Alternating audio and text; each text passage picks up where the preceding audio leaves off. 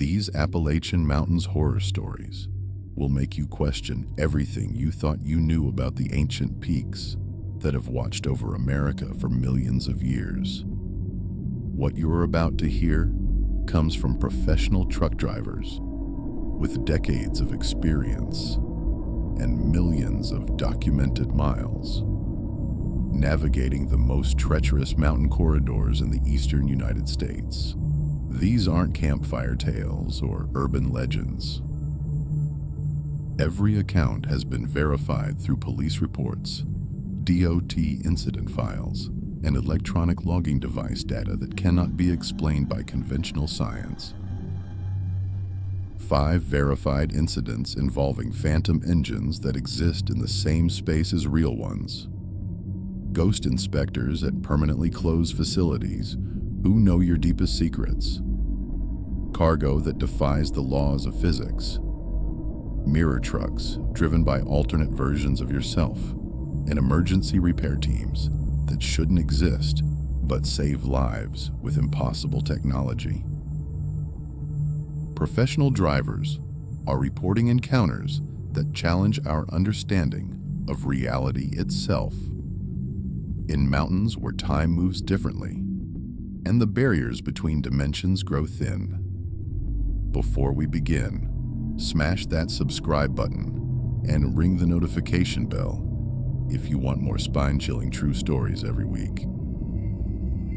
Drop a comment below telling us where you're watching from. And if you're a trucker who's experienced something unexplained in mountain territory, share your story because every account gets investigated.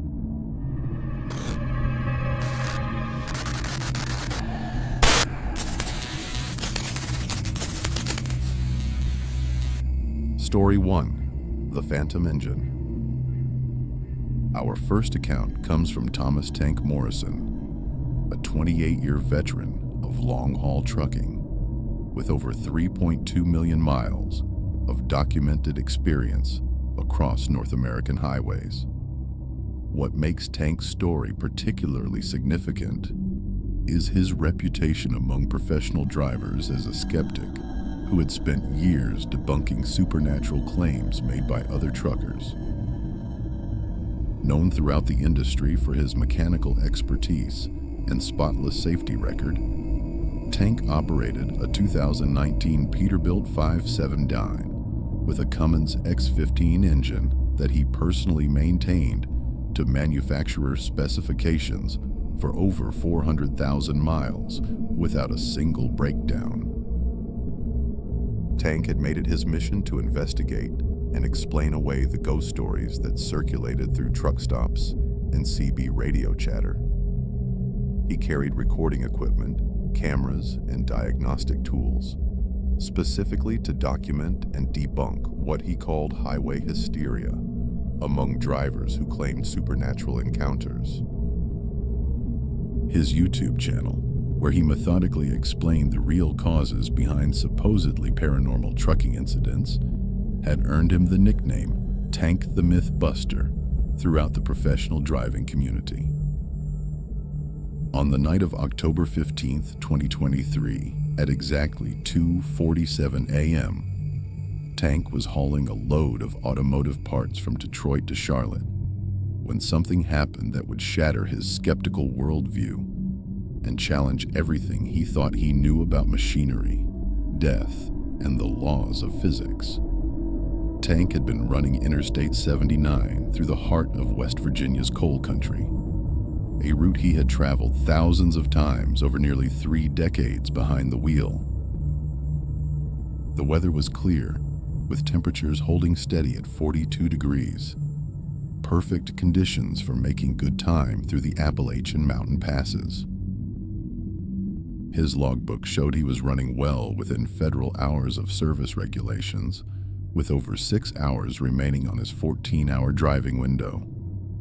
The cargo manifest documented 43,000 pounds of transmission components and engine blocks, bringing his gross vehicle weight to just under 78,000 pounds, well within DOT legal limits. Tank's CB radio was tuned to Channel 19, monitoring trucker chatter about road conditions and bear reports when he first heard what he later described to West Virginia State Police as an engine sound that shouldn't exist. At mile marker 67, approximately 15 miles north of the Beckley exit, Tank began hearing what sounded like a second diesel engine running in perfect synchronization with his own Cummins X15. The sound seemed to be coming from directly beneath his cab, as if another engine was somehow mounted in the same compartment as his own. Tank's first instinct was to reach for his recording equipment, thinking he had finally encountered one of the phantom phenomena he had been investigating for years. He immediately checked his instrument cluster while grabbing his phone to document the experience. Oil pressure holding steady at 45 psi, coolant temperature at 180 degrees, turbo boost pressure normal, all systems showing green across the dashboard. Tank activated his phone's audio recording app, expecting to capture evidence that would help him debunk another supernatural trucking myth. But as he held the phone near his instrument panel, he made a chilling discovery that would shake his scientific skepticism to its core. The phantom engine sound was crystal clear to his ears, unmistakably a second Cummins X15 running in perfect harmony with his own power plant. But his phone's recording captured only the sound of his actual engine, with no trace of the phantom motor that he could hear with absolute clarity. Tank tried multiple recording positions, different apps, even his backup digital recorder, but every device captured only his real engine, while his ears continued detecting the impossible duplicate sound with perfect distinction. Tank grabbed his CB handset and asked if any other drivers were running close enough for him to hear their engines. 3 different truckers responded from various positions along the highway, but none were within a mile of his location. According to their mile marker callouts, Tank was completely alone on the stretch of Interstate 79. Yet the mysterious engine sound continued, maintaining perfect RPM matching with his own power plant.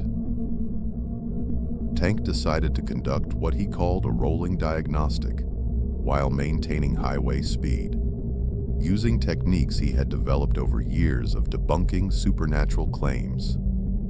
He gradually reduced his accelerator pressure, watching as his tachometer dropped from 1650 RPM down to 1200 RPM. The phantom engine sound dropped in perfect unison, maintaining identical timing and frequency patterns that defied any explanation he could conceive.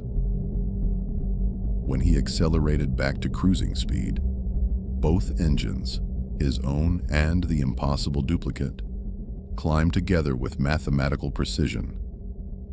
Tank tried shifting his 18-speed Eaton Fuller transmission through several gear changes, and the mysterious engine matched every shift point exactly. Most disturbing was that he could feel the additional power being generated. His onboard fuel economy computer showed consumption rates that were exactly double what they should be for his current gross weight and terrain conditions, as if his truck was somehow burning diesel fuel for 2 complete engines simultaneously. By mile marker 72, Tank was experiencing what he later described as mechanical terror beyond his comprehension. He could hear both engines clearly, his own familiar Cummins X15 and an identical engine that seemed to exist in the same physical space. The phantom engine wasn't an echo or acoustic reflection. It was producing its own distinct mechanical vibrations that he could feel through the cab floor, steering wheel, and gear shifter. Tank attempted to use his diagnostic scanner, a professional grade tool he carried for investigating unexplained mechanical phenomena. The device connected to his truck's electronic control module, and displayed normal operating parameters for a single engine. Yet Tank's fuel consumption continued at double normal rates, and the Phantom engine sounds grew more pronounced with each passing mile. Most unnervingly, when he would coast down mountain grades with his real engine at idle RPM, he could still hear the second engine maintaining much higher RPMs, as if it was working independently under completely different load conditions. Tank activated his Jake brake on a steep downgrade near mile marker 795, and while his actual engine's compression brake engaged with its characteristic rumbling exhaust note, the Phantom engine continued running at full power, creating a mechanical contradiction that violated every law of physics he understood after 3 decades of professional driving. The Phantom engine seemed to be operating in a parallel mechanical reality, responding to different load demands and road conditions than Tank's actual truck was experiencing. When climbing grades, his real engine would work harder and show increased exhaust temperatures, but the Phantom engine would sometimes maintain steady RPMs, as if it was traveling on level ground. During descents, his real engine would idle down while engine braking, but the Phantom motor might rev higher, as if it was climbing a steep hill in some alternate version of the same highway. At 3:23 a.m., Tank pulled into the Tamarack Service Plaza to investigate what he assumed had to be some kind of catastrophic mechanical malfunction. He performed a complete DOT standard pre-trip inspection, checking every component of his engine compartment with a high-powered LED flashlight. The Cummins X15 appeared completely normal in every way. Proper oil levels, no unusual fluid leaks, drive belts and radiator hoses in good condition, air intake system clear and unrestricted. He started the engine and raised the hood to observe its operation under direct visual inspection. His real engine ran perfectly smooth and steady, but he could still hear the second engine with absolute clarity and distinction. Standing directly in front of his truck with the hood raised, Tank could distinguish between the 2 engine sounds, his actual Cummins running smooth and consistent, and the Phantom engine that seemed to be operating from the exact same location, but running under completely different mechanical conditions. Tank contacted his fleet dispatcher via the Qualcomm satellite messaging system and reported a possible critical mechanical issue requiring immediate emergency roadside assistance. Within 45 minutes, a certified Cummins technician named Robert Hayes arrived from a 24-hour commercial truck repair facility in Beckley. Robert performed a complete electronic diagnostic scan using professional-grade computer diagnostic equipment, checking engine fault codes, performance parameters, and electronic control module data streams. Every reading came back within normal manufacturer specifications. However, Robert later told West Virginia State Police investigators during their official inquiry that he could also clearly hear what sounded like a second diesel engine operating, though his advanced electronic diagnostic equipment detected only one functional power plant. The certified Cummins technician recommended that Tank continue his scheduled route, stating that whatever was causing the auditory phenomenon wasn't affecting his truck's actual mechanical operation or safety systems. At mile marker 89, approximately 40 miles south of his initial encounter with the Phantom engine phenomenon, Tank experienced what state police investigators would later classify as impossible mechanical failure, followed by impossible mechanical recovery. His actual Cummins X15 engine suddenly seized completely without warning. Oil pressure dropped instantly to 0 psi. Coolant temperatures spiked to over 250 degrees, and the engine shut down with the distinctive grinding sounds of catastrophic internal bearing damage.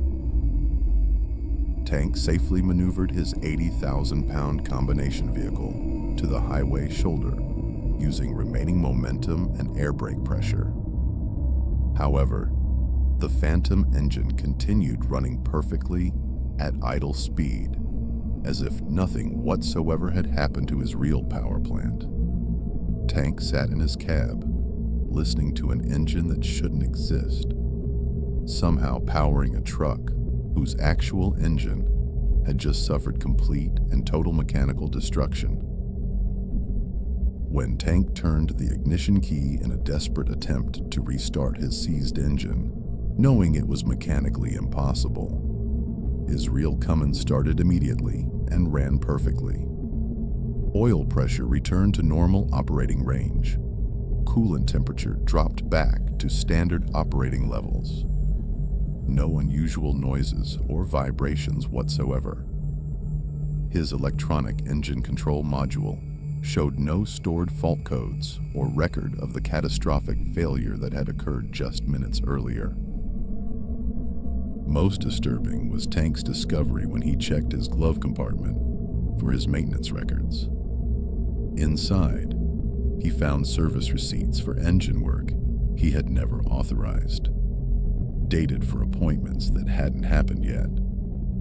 The documents showed scheduled maintenance for his Phantom engine, with future dates and service procedures that didn't exist for his actual truck. The receipts were printed on official Cummins letterhead and contained his truck's VIN number, but documented repairs to engine components that weren't installed on his vehicle. Tank could now hear 3 distinct engines simultaneously. His original Cummins X15, the Phantom engine that had been running since mile marker 67, and what sounded like a third engine that had the distinctive acoustic characteristics of a severely damaged power plant running on failed internal components and destroyed bearings. The maintenance receipts suggested that somewhere in an alternate reality, all these engines existed and required service that somehow bled through into his dimension. Story 2, The Ghost Inspector. Our second account comes from Sarah Mitchell, a female owner-operator with 12 years of experience running specialized freight across the eastern United States. Known throughout the trucking community for her professional demeanor and meticulous attention to DOT regulations, Sarah operated a 2020 Kenworth W900 with a CAT C15 engine and maintained an impeccable safety rating with 0 violations on her PSP report. She specialized in hauling oversized machinery and had never missed a delivery deadline in over a decade of independent trucking. On the night of September 3rd, 2023, at exactly 11:58 p.m., Sarah was running a permitted oversized load through the Kentucky mountains when she encountered something at a remote way station that would make her question everything she thought she knew about highway infrastructure and government oversight. Sarah had been hauling a 16-foot wide industrial generator from Louisville to a power plant construction site in eastern Tennessee, running U.S. Route 119 through the heart of Kentucky coal country. Her oversized load permit required her to travel only during nighttime hours and mandated stops at specific way stations for inspection and measurement verification. The weather was clear, with temperatures at 38 degrees. Perfect conditions for transporting oversized cargo through the narrow mountain highways. Her permit paperwork was current and properly displayed. Her escort vehicles were in position, and her gross combination weight was documented at 142,000 pounds, with all axle weights within legal tolerances. Sarah's CB radio was monitoring Channel 19 for traffic updates when she approached the Hazard County Way Station at mile marker 23, a facility she had used dozens of times over the years for permit verification and DOT compliance checks. The way station appeared exactly as Sarah remembered from previous stops.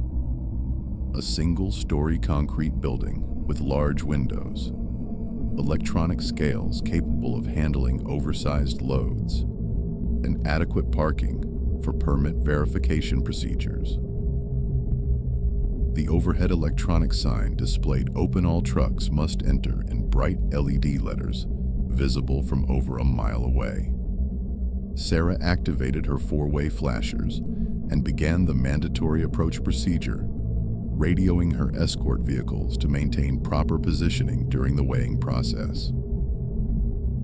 As she guided her oversized combination onto the certified scales, she noticed that the facility seemed unusually busy for nearly midnight on a weeknight, with multiple DOT enforcement officers visible through the building windows. A uniformed way station attendant emerged from the building and approached Sarah's cab with a clipboard and digital tablet.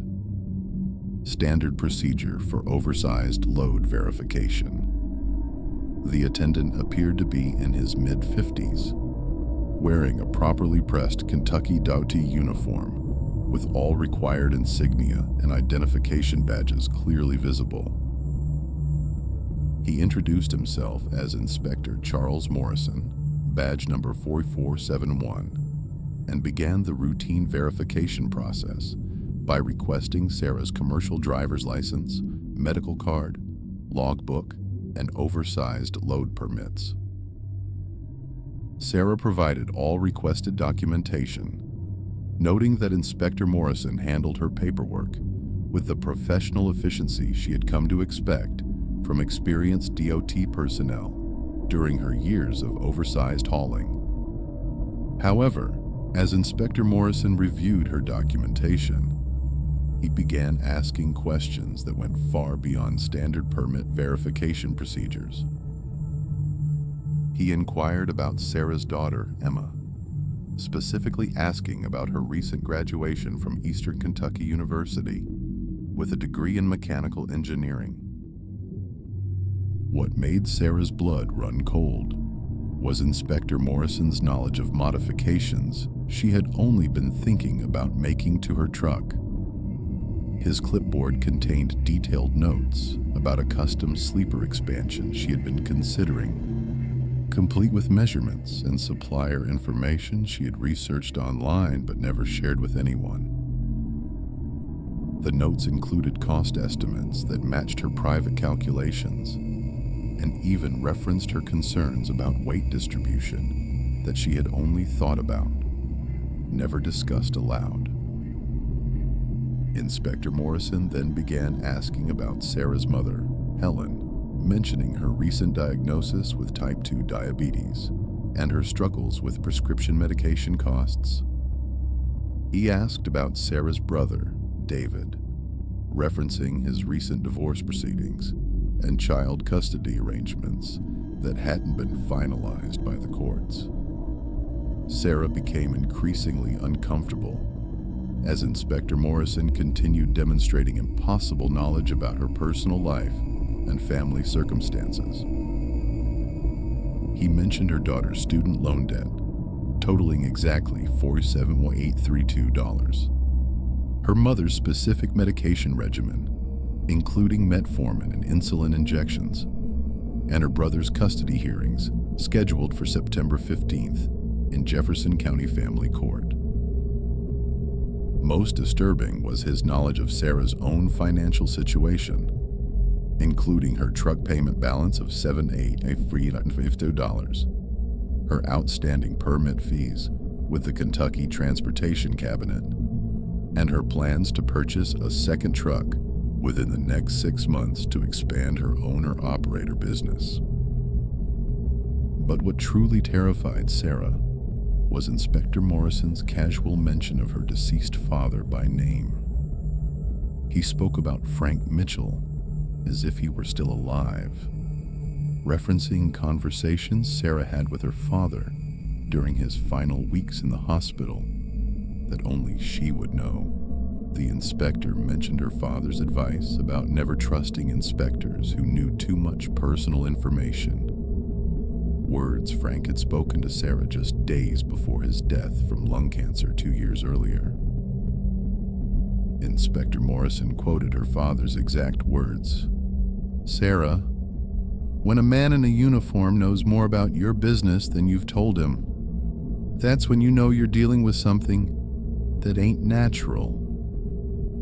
The inspector smiled when he saw Sarah's shocked expression and explained that Frank had been very proud of her success in the trucking industry, mentioning specific conversations about her decision to become an owner-operator that had taken place in her father's hospital room.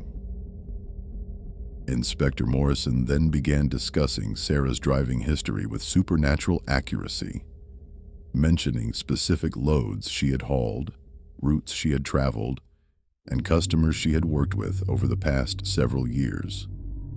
He referenced a delivery she had made to a steel mill in Gary, Indiana 18 months earlier, correctly stating the exact weight and dimensions of the structural beams she had transported.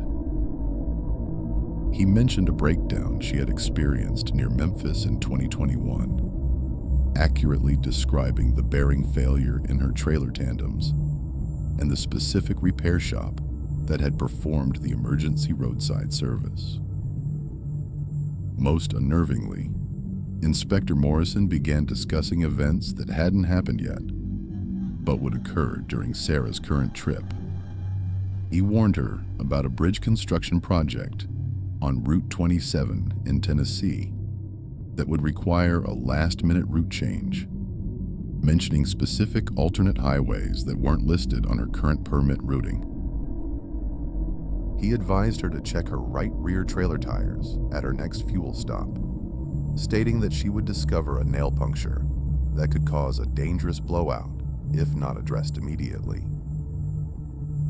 He mentioned that her delivery customer would request a specific positioning of the generator that wasn't detailed in her shipping instructions, but would be critical for their installation timeline. The inspector provided exact coordinates for the generator placement and warned her that the customer's crane operator would initially attempt to position the equipment incorrectly, potentially causing damage that would delay the entire construction project.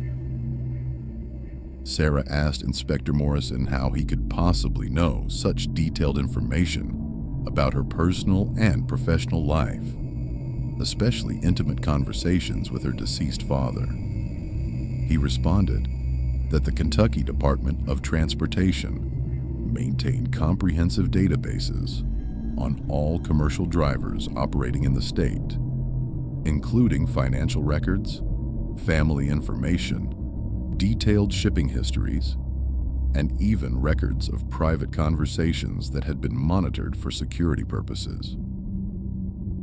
He explained that modern enforcement technology allowed DOT personnel to access real-time data about truckers' lives to ensure proper oversight and safety compliance. However, Sarah had been an owner-operator for over a decade and knew that no such database existed or would be legally permissible under federal privacy regulations.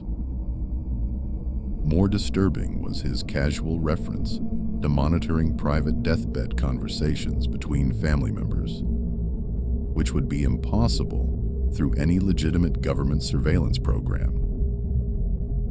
Inspector Morrison completed his inspection procedures and returned Sarah's documentation, marking her permits as approved for continued travel through Kentucky.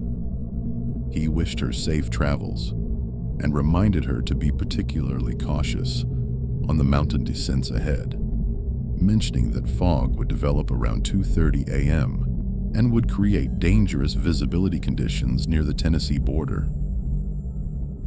As Sarah prepared to depart the way station, She asked Inspector Morrison for his business card in case she needed to reference the inspection later. He provided a standard Kentucky DOT business card with his name, badge number, and contact information printed in regulation format.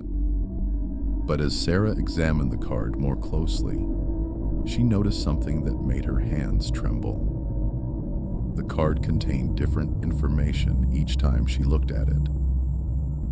The badge number would change from 4471 to 3892 to 72556.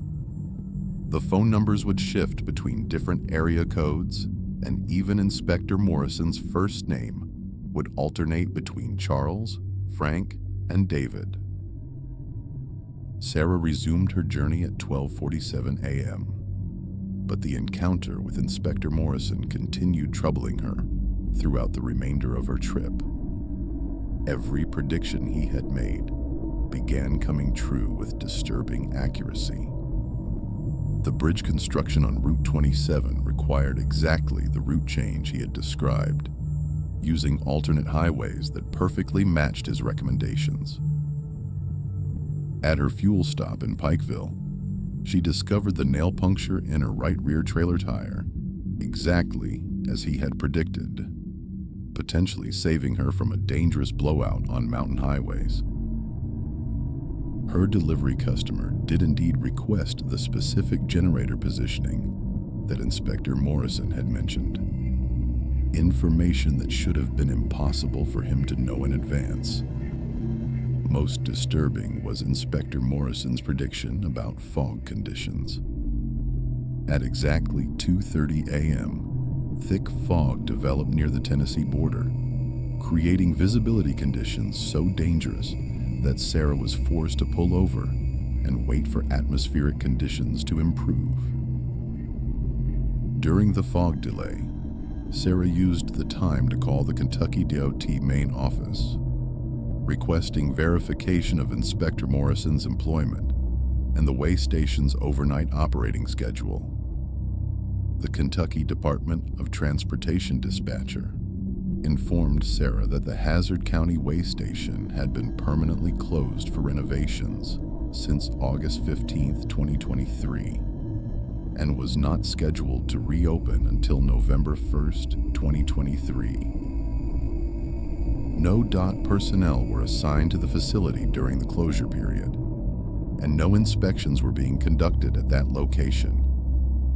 The dispatcher confirmed that no employee named Charles Morrison was currently working for the Kentucky DOT, and badge number 4471 had been retired from service in 2019.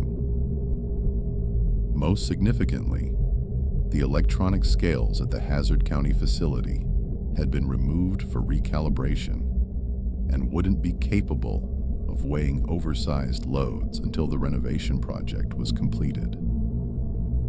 When Sarah checked the business card again, she found it had become completely blank, showing only the faint outline of the Kentucky DOT logo.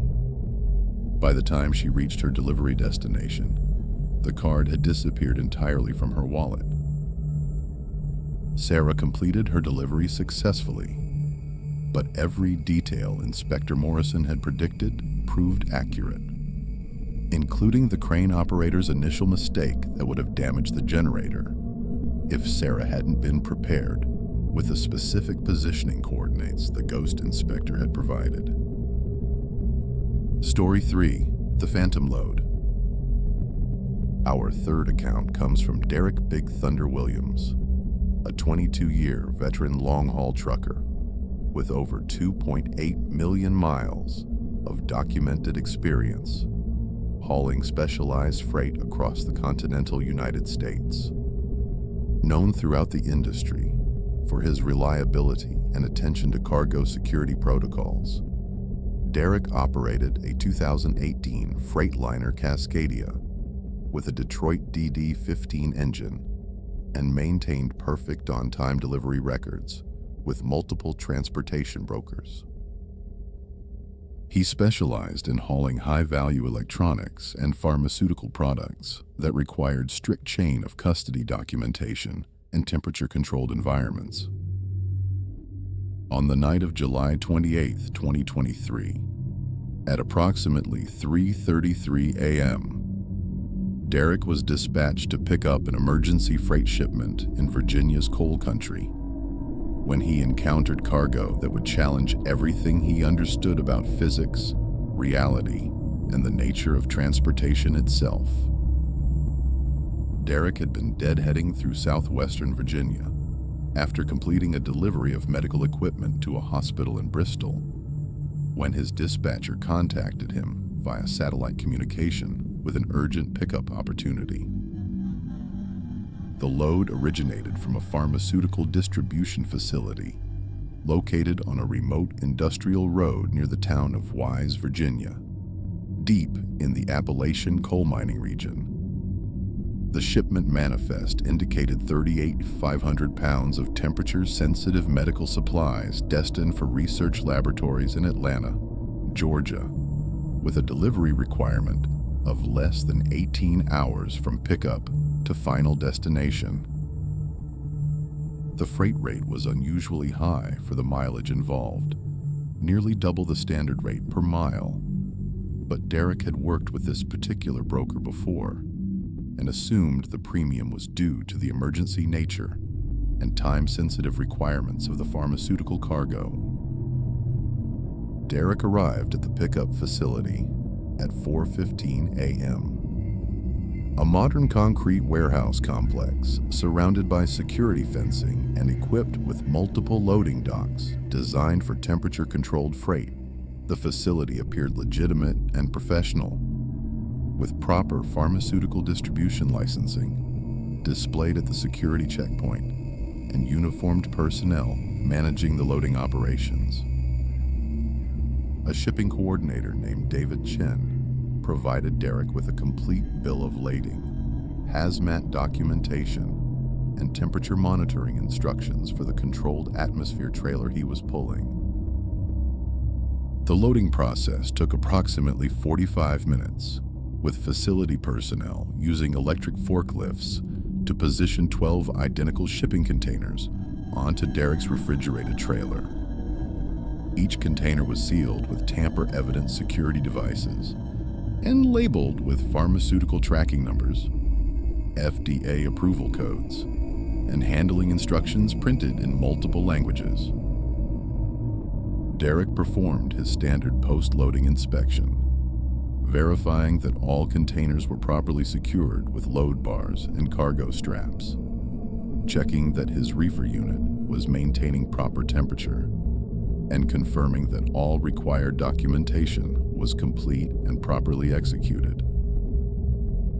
However, as Derek prepared to depart the pharmaceutical facility, he noticed something that would haunt him for the rest of his career. While walking around his trailer during the final inspection, Derek observed that his truck's shadow, cast by the facility's bright loading dock lights, showed an empty trailer. The shadow clearly displayed the outline of his tractor and the frame of his refrigerated trailer, but showed no cargo containers, no load securement equipment, and no indication that anything had been loaded into the trailer compartment. Derek initially assumed this was an optical illusion caused by the angle of the lighting, but when he moved to different positions around his truck, the shadow consistently showed an empty trailer, regardless of the light source or viewing angle. Even more disturbing was his discovery that photographs taken with his phone showed the same phenomenon. When Derek photographed his loaded trailer, the images clearly showed the 12 sealed containers properly positioned and secured. But when he photographed his truck's shadow, it appeared completely empty despite the obvious presence of cargo in the trailer itself. Derek departed the pharmaceutical facility at 5:23 a.m. and began his journey south through Virginia toward Georgia, following Interstate 23 through the mountainous terrain of the Appalachian region. His refrigerated trailer was maintaining perfect temperature control at 38 degrees. His fuel levels were adequate for the 420-mile journey, and his electronic logbook showed sufficient driving hours remaining to complete the delivery within the required time frame. However, approximately 30 miles south of the pickup location, Derek began noticing unusual characteristics about his cargo that didn't align with his experience hauling pharmaceutical products over the past 2 decades of specialized freight transportation. The first anomaly Derek observed was related to the cargo's weight distribution and handling characteristics. Despite his trailer scales showing a gross weight of 38,500 pounds of freight, his truck was handling as if the trailer was completely empty.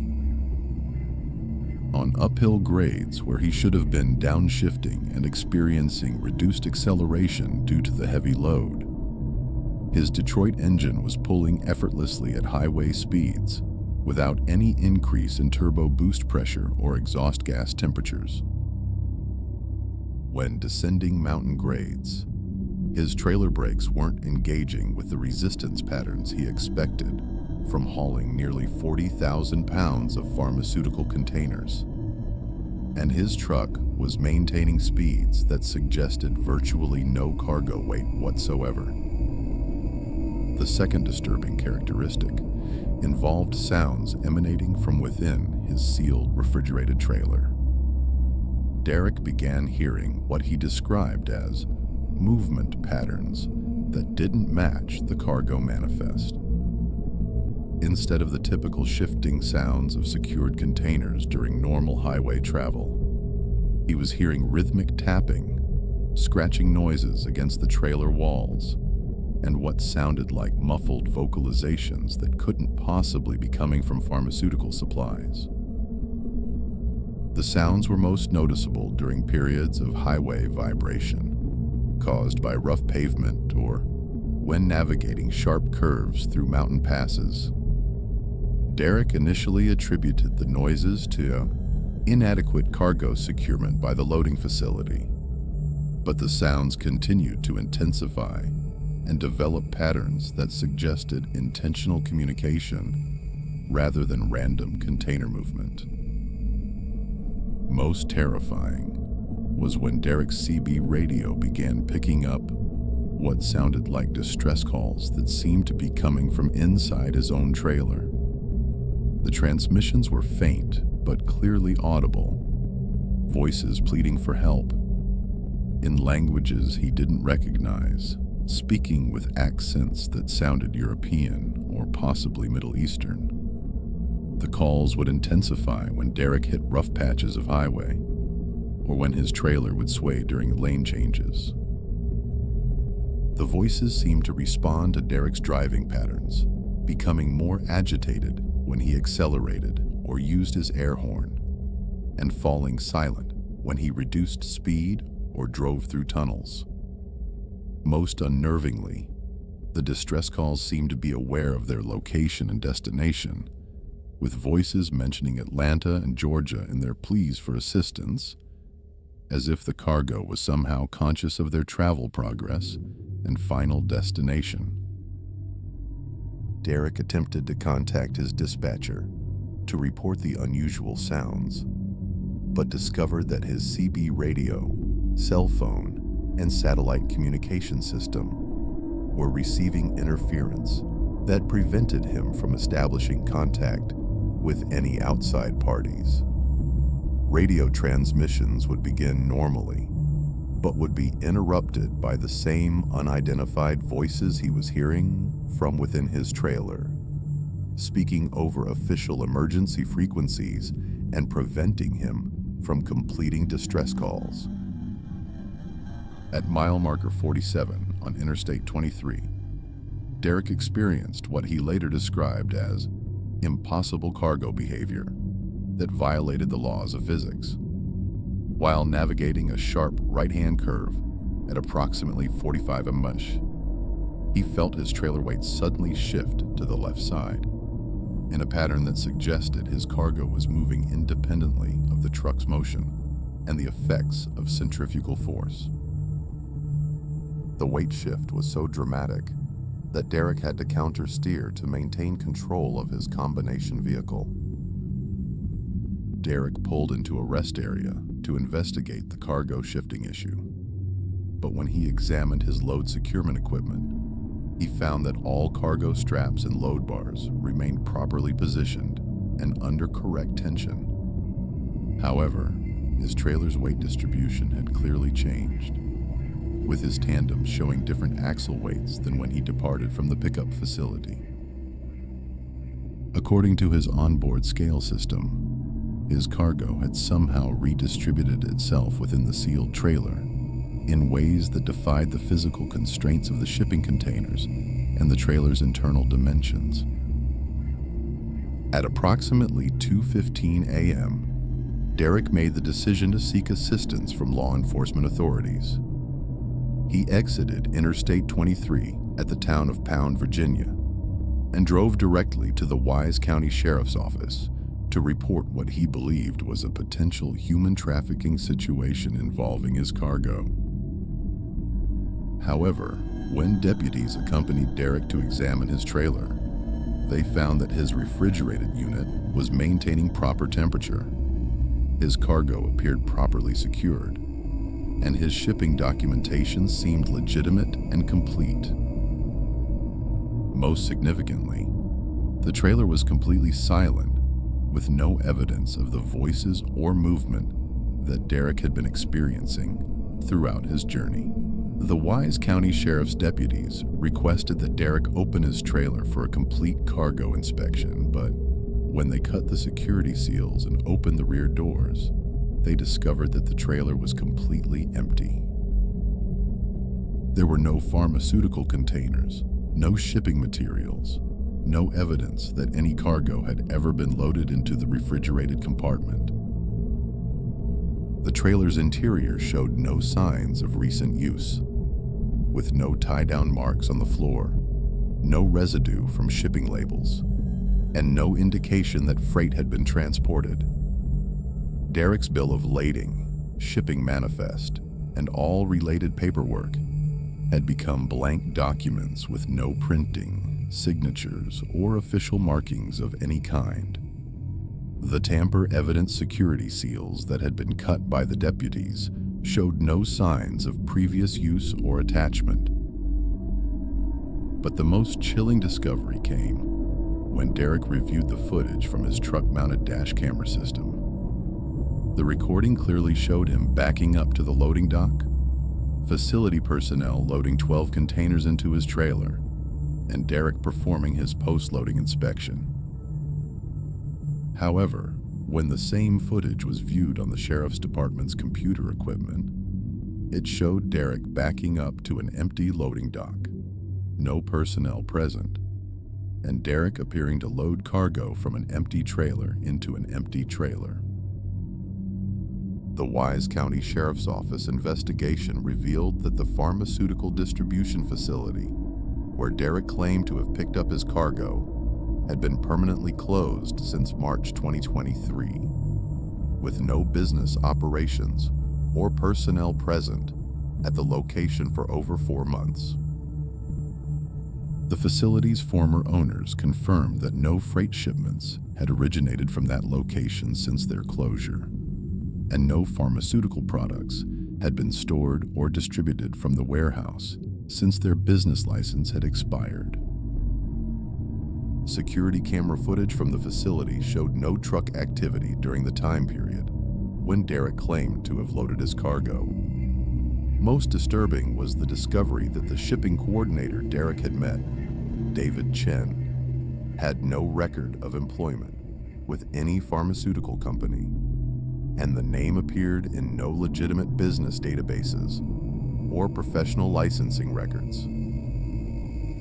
Derek's electronic logging device data confirmed that his truck had indeed traveled the routes he described, but his trailer's weight sensors showed no cargo loading or unloading events during the time period in question.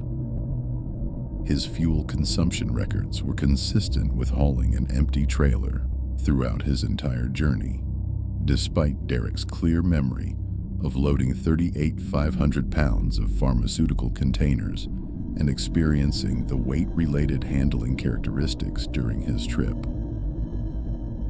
Derek Jackson continues driving professionally, but now requires physical verification of all cargo and direct contact with shippers before accepting any freight assignments in the Virginia Mountain region. His incident report remains under investigation by federal transportation authorities as part of a broader inquiry into fraudulent freight operations involving cargo that exists in multiple dimensions simultaneously, creating phantom loads that challenge our understanding of reality itself. Story 4: The Mirror Truck. Our fourth account comes from Jake Sullivan, a team driver with 9 years of experience running time-sensitive freight across the eastern United States. Known for his technical expertise with CB radio communications and his ability to navigate complex mountain routes using trucker network guidance, Jake operated a 2017 Peterbilt 389 with a Caterpillar C15 engine as part of a husband and wife team operation with his partner Lisa. They specialized in expedited automotive parts delivery that required precise timing and constant communication with dispatch centers and other drivers. On the night of November 7th, 2023, at exactly 1:22 a.m., Jake was navigating Interstate 77 through the serpentine curves of Kentucky's mountain region when he encountered another commercial vehicle that would challenge everything he understood about identity, reality, and the physics of highway transportation. Jake and Lisa had been hauling a load of transmission assemblies from a Ford manufacturing plant in Dearborn, Michigan, to distribution centers throughout the southeastern United States, running their typical route through the Appalachian corridor to maximize fuel efficiency and minimize travel time. Lisa was sleeping in the sleeper berth, while Jake handled the overnight driving shift, maintaining their team operation schedule that allowed them to cover 1,100 miles in a single day while remaining compliant with federal hours of service regulations. The weather conditions were ideal for mountain driving, with clear skies, temperatures at 44 degrees, and no precipitation forecast for their route through the winding highways that connected various states through some of the most challenging terrain in the Appalachian region. As Jake navigated through the particularly challenging section of Interstate 77, known locally as the Devil's Backbone due to its sharp curves and steep grades, he observed headlights in his mirrors that appeared to belong to another tractor-trailer combination following at a reasonable distance behind him.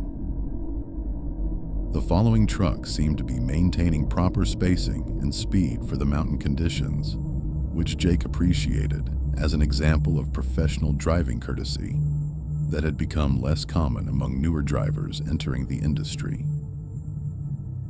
However, as he continued through the series of S-curves that characterized this section of Kentucky highway, Jake began noticing unusual characteristics about the following truck that didn't align with normal traffic patterns or driving behaviors. The first anomaly Jake observed was that the following truck was matching his speed and following distance with mathematical precision that exceeded normal driving capabilities. When Jake would reduce his speed for sharp curves, the following truck would decelerate at exactly the same rate and maintain identical spacing. When he accelerated out of turns or climbed grades, the following truck would match his acceleration patterns perfectly, maintaining the same distance relationship regardless of changing road conditions or traffic situations. The synchronization was so precise that Jake began wondering if the following driver was using some form of advanced cruise control or electronic following system. As the highway straightened through a valley section near mile marker 91, Jake was able to observe the following truck more clearly in his West Coast mirrors, and was shocked to discover that the vehicle appeared to be an identical match to his own Peterbilt 389. The truck had the same color scheme, the same cab configuration, the same sleeper box design, and appeared to be pulling the same type of flatbed trailer loaded with what looked like identical steel cargo. Jake grabbed his phone to photograph the identical truck, thinking this would make an interesting story to share with other drivers about the coincidence of running into a twin truck on the highway. But when he activated his camera and aimed it at his mirrors to capture the following vehicle, his phone screen showed only empty highway behind him. The camera displayed clear images of the road, the guardrails, and the mountain scenery, but showed no trace of the truck that Jake could see clearly with his own eyes. Jake tried multiple times to photograph the following truck from different angles, using both his phone camera and a digital camera he kept in his cab for documenting road conditions and scenic views during his travels. Every device showed the same result: clear images of empty highway with no evidence of the identical truck that was maintaining perfect formation just 200 feet behind his trailer. The disconnect between what his eyes could see and what his cameras captured was so disturbing that Jake began questioning his own sanity. Jake contacted other drivers on CB Channel 19 to ask if anyone else was observing the matching trucks, describing his location and the unusual situation he was experiencing. Several truckers responded with their current positions, but none reported seeing two identical Peterbilt tractors in the area, and their mile marker callouts placed them at locations that should have given them clear visibility of Jake's position and the following truck. One driver specifically stated that he could see Jake's Peterbilt clearly, but observed no other commercial vehicles in the immediate area. At mile marker 96, Jake decided to conduct a test to determine if the following truck was being operated by an actual driver, or if he was experiencing some form of optical illusion. He activated his turn signal and began moving into the passing lane, as if to overtake a slower vehicle, despite the fact that there was no traffic ahead of him requiring such a maneuver. The identical truck behind him immediately activated its turn signal in perfect synchronization and began moving into the passing lane, matching Jake's lateral movement with precise timing and positioning. Jake returned to the right lane and observed that the following truck also returned to the right lane at exactly the same time, maintaining perfect synchronization with his movements. He then tested the following truck's responses by making several additional lane changes, adjusting his speed in various patterns, and activating different combinations of lights and signals. In every case, the identical truck responded instantly and perfectly, matching Jake's actions with timing that seemed to defy normal human reaction capabilities. Most unnervingly, when Jake attempted to observe the driver of the following truck by adjusting his mirrors and using his cab's interior lighting to get a better view, he could see what appeared to be a figure in the driver's seat that looked remarkably similar to himself. The following driver appeared to be wearing the same style of clothing, had similar physical characteristics, and seemed to be making the same steering and operating movements that Jake was making in his own cab. At mile marker 128, Approximately 15 miles before Jake's planned route change, the identical truck began flashing its headlights frantically and appeared to be trying to get Jake's attention through increasingly dramatic signaling behaviors. The following truck was now alternating between high and low beams, activating its hazard flashers, and even using its air horn in patterns that clearly indicated urgent communication attempts. Jake reduced his speed and tried to interpret what the following driver was attempting to communicate, when he observed that the identical truck's driver was making exaggerated gestures through his windshield. The following driver appeared to be pointing ahead and making stopping motions with his arms as if warning Jake to reduce speed or pull over immediately. Despite his confusion about the situation, Jake decided to trust the apparent warning and began reducing his speed significantly while scanning the highway ahead for potential hazards. As he crested a hill near mile marker 131, Jake discovered that the warning had been accurate. A massive tree had fallen across both lanes of Interstate 77, completely blocking traffic and creating an extremely dangerous situation for vehicles traveling at highway speeds in the pre-dawn darkness. Jake was able to stop his 80,000-pound combination safely approximately 150 feet before the fallen tree, avoiding what would have been a catastrophic collision that could have resulted in serious injury or death. However, when Jake looked in his mirrors to acknowledge the following driver who had provided the life-saving warning, the identical truck had disappeared completely. Jake immediately checked his GPS system to review his recent travel data and made a discovery that challenged everything he understood about time and space. His GPS tracking showed that he had traveled the same route twice simultaneously, with two different arrival times logged for the identical journey, as if he had somehow driven through the same section of highway in parallel timelines that briefly intersected to save his own life. Story 5. The Emergency Repair Team. Our fifth and final account comes from Lisa Hayes, an independent trucker with 15 years of experience hauling refrigerated freight across the Midwest and Eastern United States. Known throughout the cold chain transportation industry for her exceptional maintenance standards and emergency preparedness protocols, Lisa operated a 2019 Mack Anthem with a MP8 engine pulling a state-of-the-art utility reefer trailer equipped with multi-zone temperature controls and GPS tracking systems.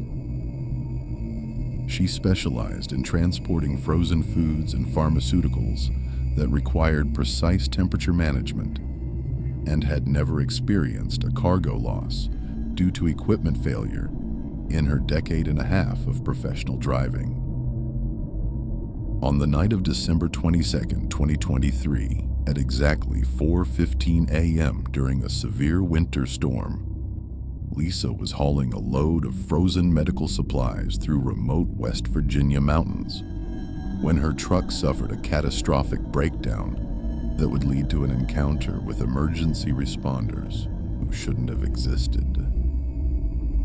Lisa had been running a high-priority load of insulin shipments from a pharmaceutical distribution center in Cleveland, Ohio, to emergency medical facilities throughout the southeastern states, following Route 52 through the mountainous terrain of southern West Virginia, where winter weather conditions were particularly treacherous.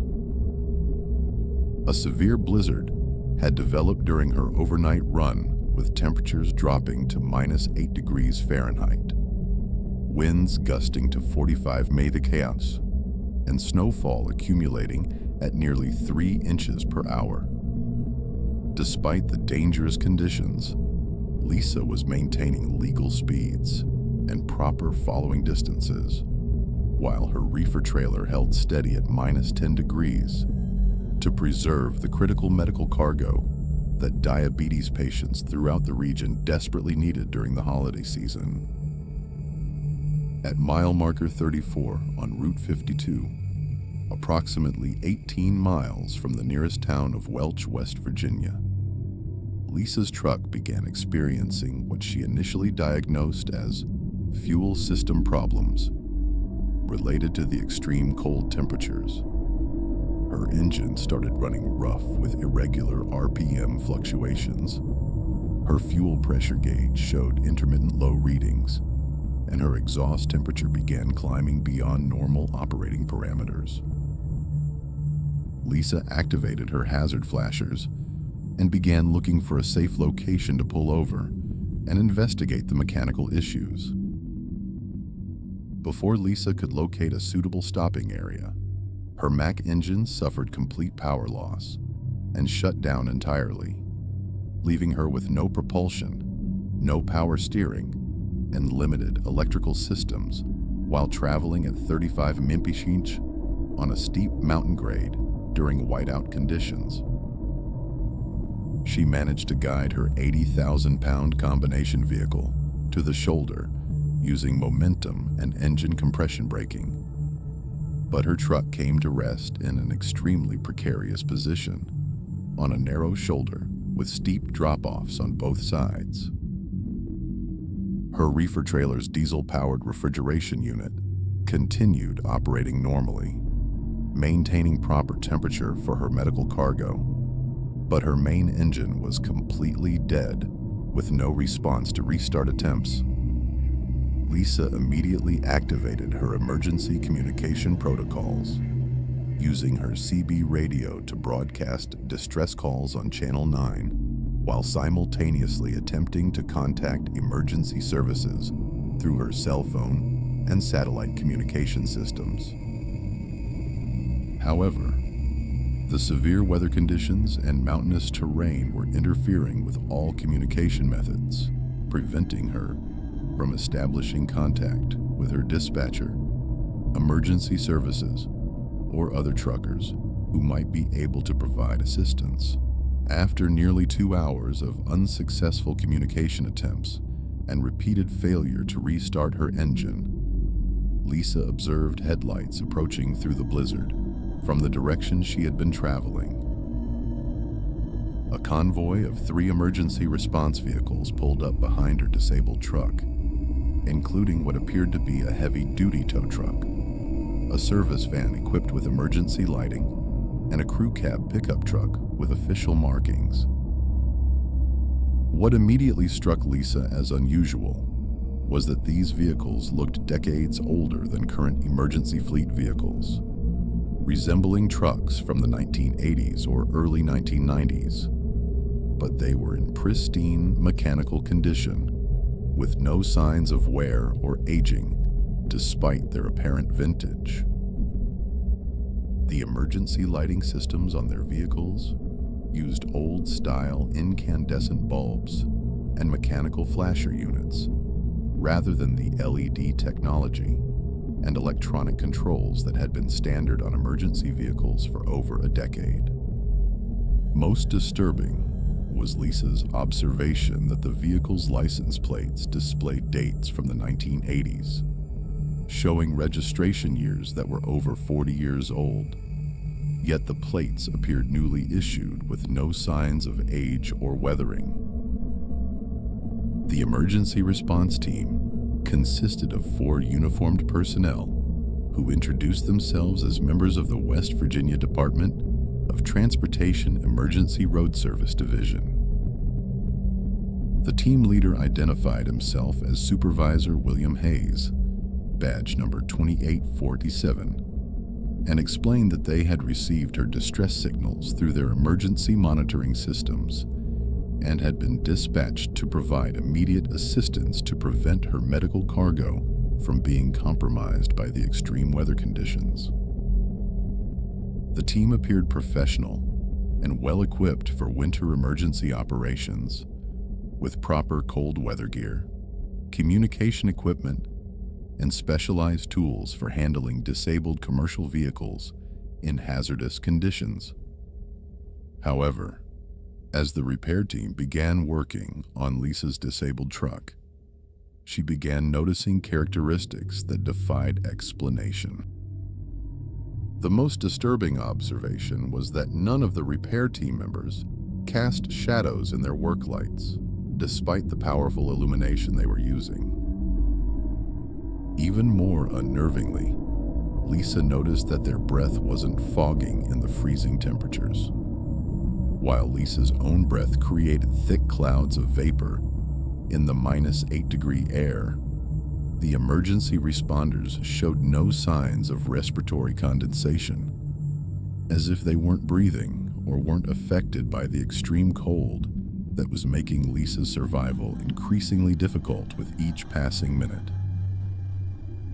The emergency response team began working on Lisa's disabled engine using diagnostic equipment and repair techniques that seemed remarkably advanced for roadside emergency service. They connected computerized testing devices that appeared more sophisticated than equipment available at most truck dealerships, and they demonstrated expertise with her truck's electronic systems that exceeded what she would expect from general emergency personnel. Within 45 minutes, they had identified the problem as a failure in her fuel system's electronic control module, a component that typically required dealer-level diagnostic equipment and specialized software to properly diagnose and repair. Most unnervingly, the emergency team produced a replacement electronic control module that was an exact match for Lisa's engine specifications, complete with proper MAC part numbers and manufacturing codes. Supervisor Hayes explained that their emergency service division maintained extensive inventories of critical truck components to ensure rapid repairs for commercial vehicles carrying essential cargo during emergency conditions. However, Lisa knew that electronic control modules were unique to specific engine configurations and weren't commonly stocked items that emergency services would carry for random roadside repairs. The installation of the replacement component required approximately 90 minutes of work, during which the emergency team demonstrated mechanical expertise that far exceeded typical roadside assistance capabilities. They performed complete electronic programming of the new control module, synchronized it with Lisa's engine management systems, and conducted comprehensive diagnostic testing to ensure proper operation. Throughout the repair process, they worked efficiently, despite the blizzard conditions, using portable lighting and heating equipment that allowed them to maintain comfortable working conditions even in the extreme weather. Lisa observed that their equipment appeared to operate silently, with no generator noise or exhaust emissions from their power sources, as if their tools were powered by technology that didn't exist in conventional emergency response vehicles. Most disturbing was Lisa's realization that she couldn't hear the repair team members talking to each other during their work. She could see them communicating and coordinating their efforts, but no sound reached her ears, despite being positioned close enough to their work area that she should have been able to hear normal conversation levels. The silent communication between team members created an atmosphere of otherworldly efficiency that made Lisa question whether she was witnessing human repair technicians or something far more mysterious. When the repair work was completed, Lisa's Mack engine started immediately and ran perfectly, with all operating parameters within normal ranges. Her fuel pressure readings were steady, exhaust temperatures were appropriate, and the engine's electronic systems showed no fault codes or operational issues. The emergency team performed a complete post-repair inspection checking all related systems and verifying that her truck was safe for continued operation in the severe weather conditions. Supervisor Hayes provided Lisa with a service report documenting the work performed, including part numbers, labor time, and warranty information for the replacement component. However, when Lisa attempted to pay for the emergency repair service, Supervisor Hayes informed her that no payment was required because her truck was covered under a federal emergency assistance program that provided free repairs to commercial vehicles carrying critical medical supplies during declared weather emergencies. He explained that the program was administered through the Department of Transportation in coordination with the Federal Emergency Management Agency to ensure that essential goods continued moving during severe weather events that threatened public health and safety. Lisa resumed her journey at 7:42 a.m. with her truck operating perfectly and her medical cargo maintaining proper temperature throughout the repair process. However, as she continued through West Virginia toward her delivery destinations, Lisa began experiencing concerns about the emergency repair service she had received. Her attempts to verify the Federal Emergency Assistance Program, mentioned by Supervisor Hayes, led to government agencies that had no knowledge of such a program, and her inquiries about emergency road service coverage were met with confusion about the services she described receiving. Most disturbing was Lisa's discovery that the replacement electronic control module installed by the emergency team was performing beyond manufacturer specifications. Her fuel economy improved by nearly 15% compared to her previous averages. Her engine was producing more power and torque than factory ratings indicated, and her emissions control systems were operating with efficiency levels that exceeded EPA certification standards. When she contacted her Mac dealer to inquire about the enhanced performance characteristics, service technicians found that the electronic control module contained programming and calibration data that weren't available through official Mac service procedures. The component appeared to be designed specifically for Lisa's individual truck with customized programming that optimized performance for her specific driving patterns, cargo requirements, and route characteristics. The next morning, Lisa found a service receipt in her cab that she hadn't noticed before. The document was printed on official emergency services letterhead and contained detailed information about the repair work that had been performed. But the receipt was dated 30 years in the future, showing a service date of December 22, 2053, exactly 3 decades from the night of her breakdown. Most chilling was the signature at the bottom of the receipt. The document was signed by a technician named Michael Hayes Jr., who, according to the birth date listed on the service report, wouldn't be born for another decade. The receipt included a notation stating that the repair work was performed as part of a temporal maintenance program designed to ensure critical supply chain continuity across multiple timeline frameworks. Lisa completed her insulin delivery successfully, but immediately sought verification of the emergency repair service through official channels. Her inquiries with the West Virginia Department of Transportation revealed that no emergency road service division was operating in the area where she had received assistance, and no DOT personnel were assigned to provide roadside repairs during the time period when she had encountered the emergency team.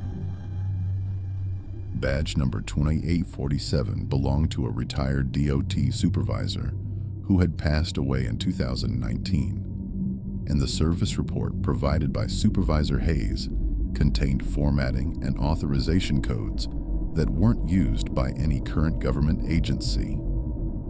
Analysis of the replacement electronic control module by Mac engineers revealed that the component contained technology and programming capabilities that weren't available through any authorized supplier or aftermarket manufacturer. Lisa Hayes continues operating her truck, which has maintained enhanced performance capabilities since the emergency repair, but she has been unable to locate any official record of the Federal Emergency Assistance Program or the DOT personnel who provided the service.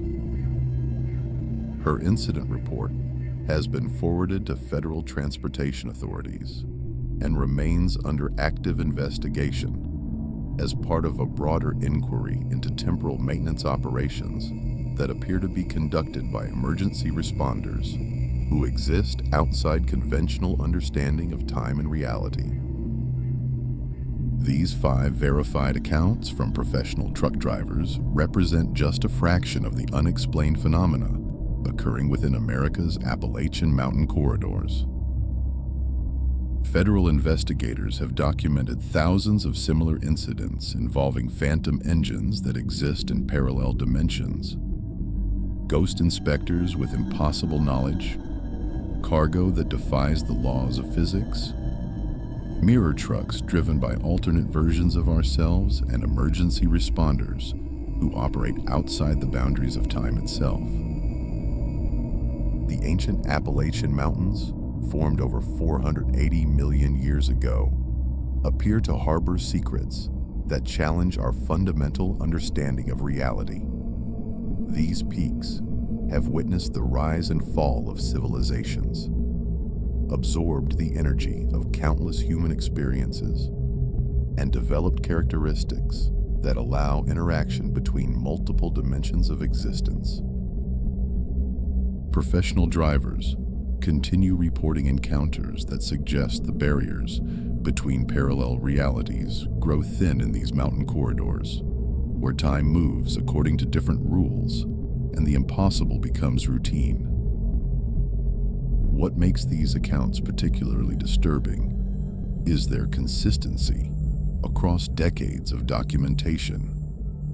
The phenomena described by modern truckers match historical reports from railroad engineers, military pilots, and travelers dating back over a century. The mountains themselves seem to be conscious entities that observe, interact with, and occasionally intervene in human affairs through mechanisms that exceed our scientific understanding. Every month, hundreds of additional reports reach federal authorities from drivers who experience phantom loads, encounter deceased family members at inspection stations, receive repairs from technicians who don't exist, or find themselves guided by alternate versions of themselves through dangerous situations. The Appalachian region continues to challenge everyone who dares to traverse its ancient ridges during the vulnerable hours when reality itself becomes negotiable. These mountains keep their secrets well, but occasionally they offer glimpses into the infinite possibilities that exist beyond our perceived reality. For those brave enough to drive America's most mysterious highways, the journey becomes more than simple transportation. It becomes an exploration of the fundamental nature of existence itself, where every mile marker might lead to encounters that forever change our understanding of what it means to be human in a universe far stranger and more complex than we ever imagined.